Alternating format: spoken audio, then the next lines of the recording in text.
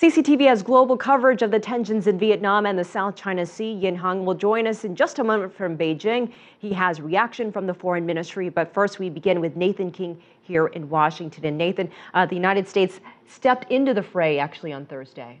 That's right, Elaine. The situation was top of the agenda as the chief of China's People's Liberation Army met in Washington with the chairman of the U.S. Joint Chiefs of Staff. The five-day visit began cordially enough with General Fang touring a U.S. naval carrier, but it's ending in a strong defense of Chinese actions, and not one you hear in Washington very often. Events in Vietnam to some extent overshadowing this long-planned visit.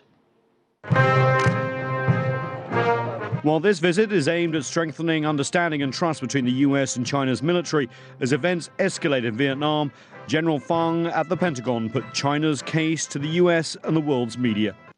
China is conducting the exploitation activity within the 12 nautical miles of the Zhongjian Island, which is part of the Xisha Islands, and this is a activity conducted within our territorial water.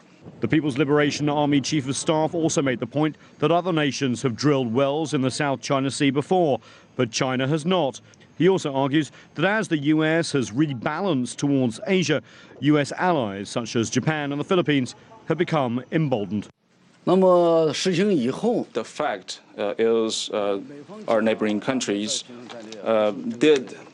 some of our neighboring countries did try to use this opportunity of the rebalancing strategy of the United States, did something that we believe we're not supposed to do, and stir up some of the problems which actually make the South China Sea and East China Sea not so calm as before. And while General Fang spoke for more than 30 minutes, his U.S. counterpart said little, only that China should recognize that these are disputes that need to be settled.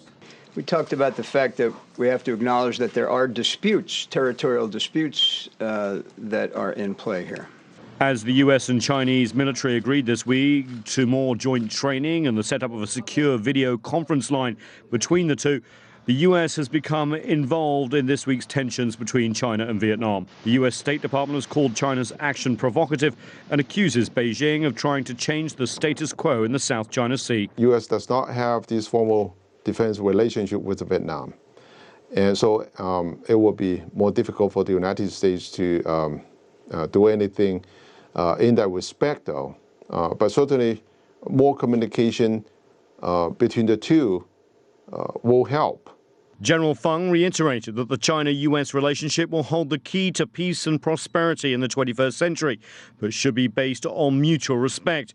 And then when it comes to matters of national sovereignty and territory, China, quote, cannot afford to lose an inch. It is worth noting and emphasizing that both the U.S. and China here in Washington today stressed the desire for peace and stability in the region. And General Fang said several times that there was no war in the region, unlike in other areas of the world. But it is clear that despite the push at all levels to increase cooperation and understanding between the U.S. and Chinese institutions, there are still fundamental differences, even whether to talk about the issue of sovereignty at all, Elaine.